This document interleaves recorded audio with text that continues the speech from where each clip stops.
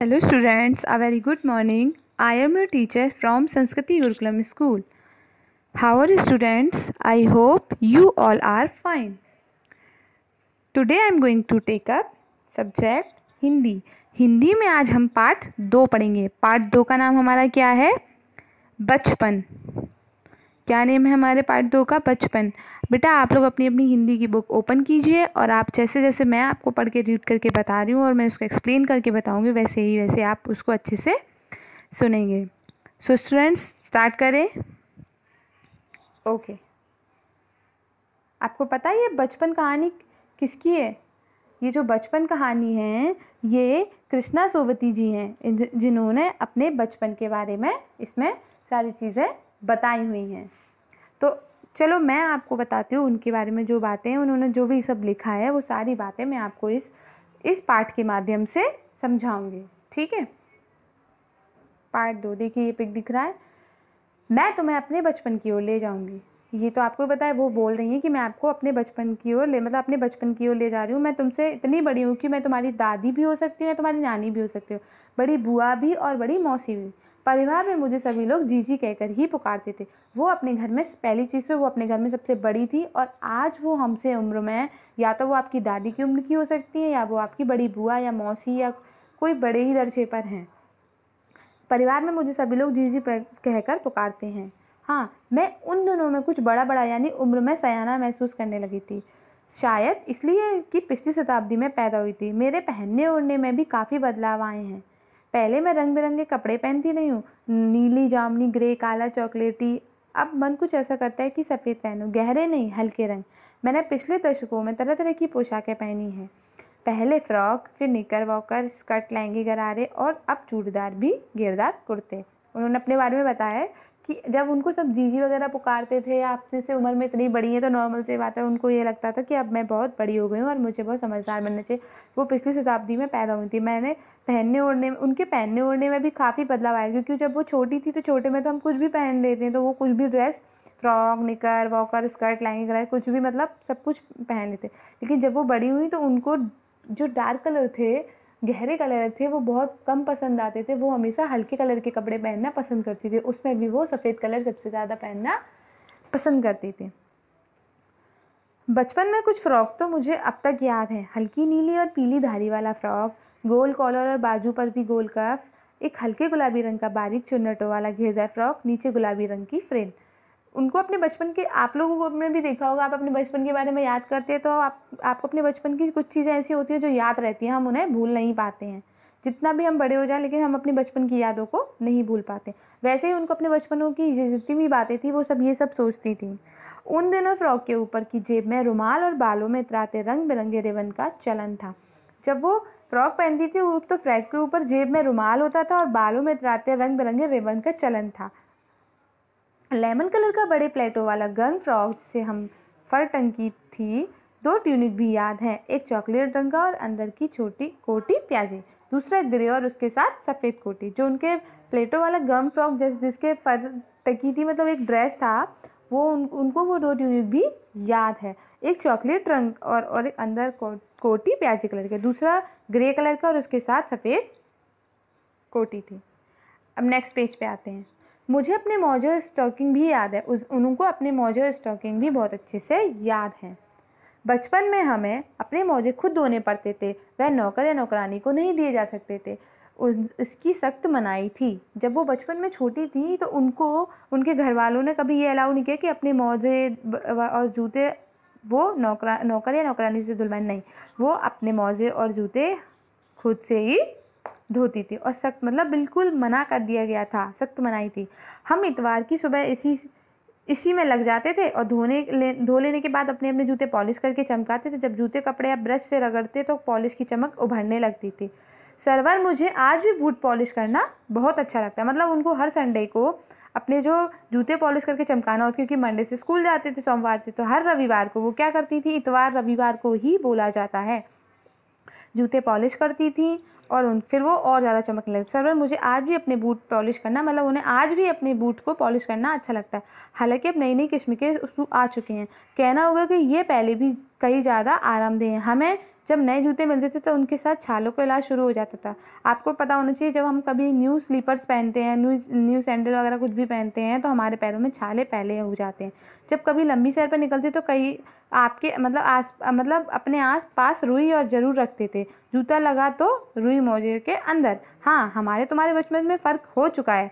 हर शनिवार को हमें ऑलिव ऑयल और कैस्टर ऑयल पीना पड़ता था।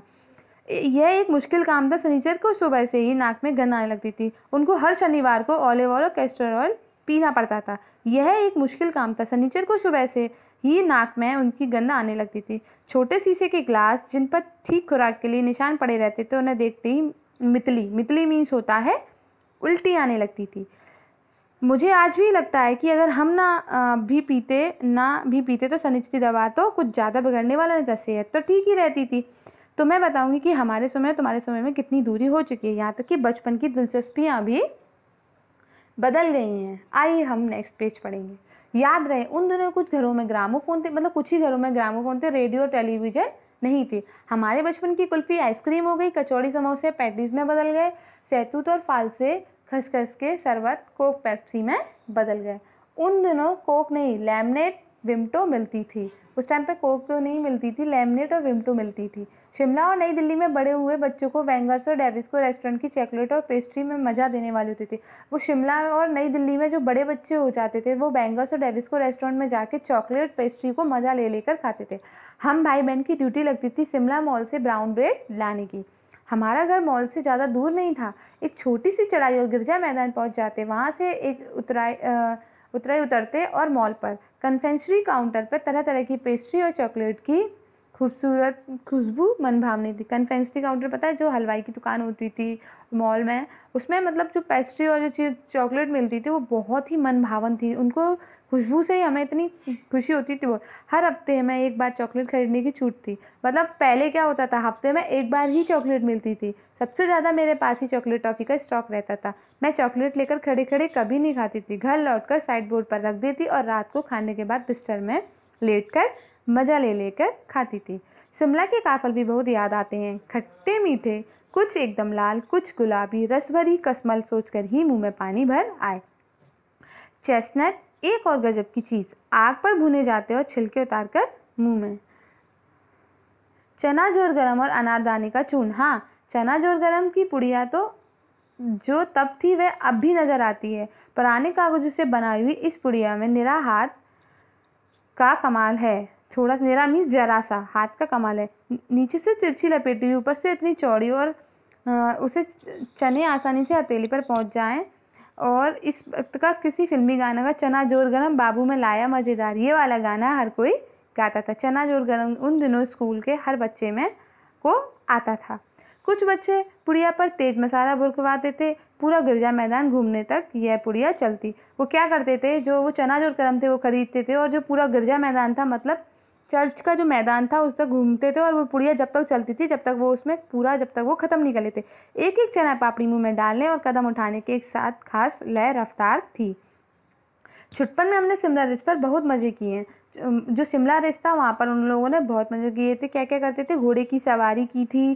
शिमला के हर बच्चों को कभी ना कभी यह मौका मिल ही जाता था।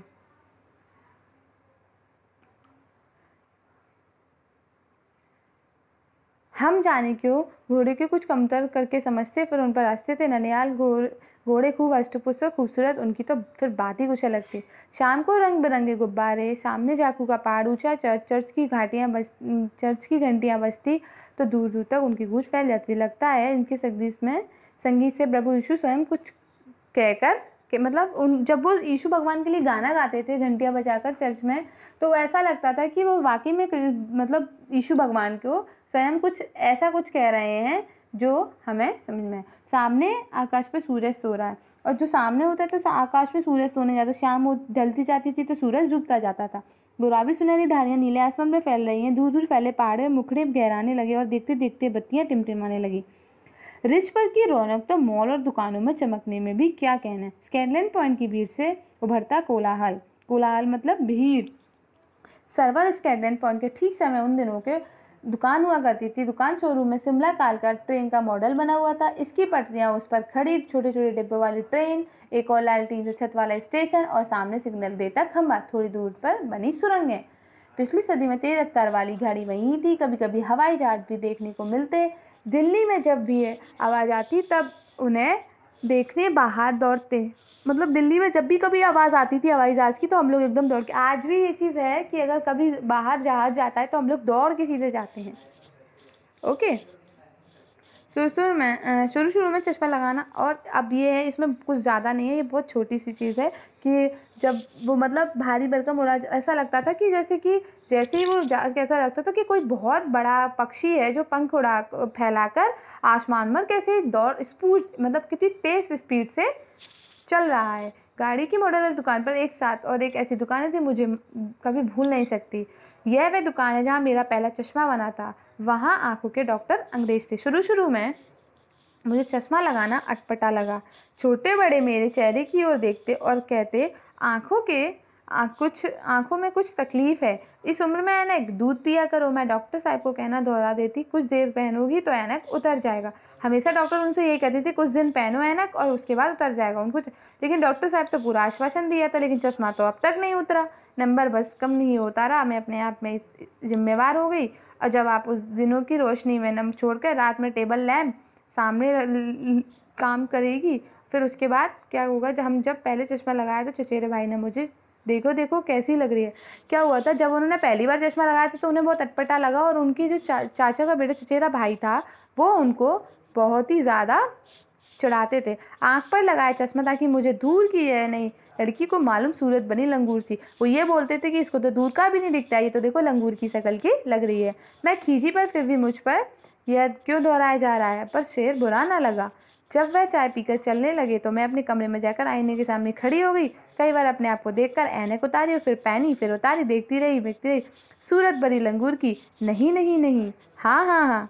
मैंने अपने छोटे भाई का टोपा उठाकर सिर पर रखा। कुछ अजीब लगा। अच्छा, और भी मजाक किया था। तब की बात अब तो चेहरे के साथ मिल गया है। चश्मा जब भी उतरा हुआ होता था तो चेहरा खिलने खाली खाली लगने लगता था। याद आ गया वह टोपा, काली फ्रेम का चश्मा और लंगूर की सूरत। हाँ, इन दिनों शिमला में सिर पर टोपी लगाना पसंद करती हूँ। मैंने कई रंगों की जमा करके रखी है, कहाँ दुपट्टों का ओढ़ना और कहाँ सहज सरब सुबीते वाली हिमाचल टोपियाँ। बेटा, उनने आपको अपने बचपन के बारे में इतना सब कुछ बताया, और आपको भी पता होगा आपके बचपन में और उनके बचपन में अब कितना अंतर आ गया। उन्होंने बहुत सारी चीज़ें ऐसी समझाई हैं कि उसमें बहुत ही ज़्यादा अंतर है। इस कविता की जो वो कवि हैं वो कौन है? कवियत्री कृष्णा सोवती। पाठ का नाम क्या है? पाठ 2, बचपन। उन्होंने अपने बचपन के बारे में बताया। अब मैं आपको इसी की सेम पार्ट 2 वीडियो भेजूँ जिसमें मैं आपको इसकी एक्सरसाइज बताऊंगी। ठीक है, आपको अपने चैप्टर को अच्छे से रीड करना है, समझना है, और उन्हीं के थ्रू आप अपने क्वेश्चन आंसर्स को ढूंढेंगे तो आपको आसानी से मिल जाएंगे। उसके बाद मैं आपको, पहले आप खुद से ढूंढेंगे, फिर मैं आपको PDF भेजूँगी, और फिर आप उसके बाद अपना फेयर कॉपी में कंप्लीट करेंगे। ओके स्टूडेंट्स, एक्सरसाइज हम आपको नेक्स्ट वीडियो में भेजेंगे। Thank you so much. Stay home, stay safe.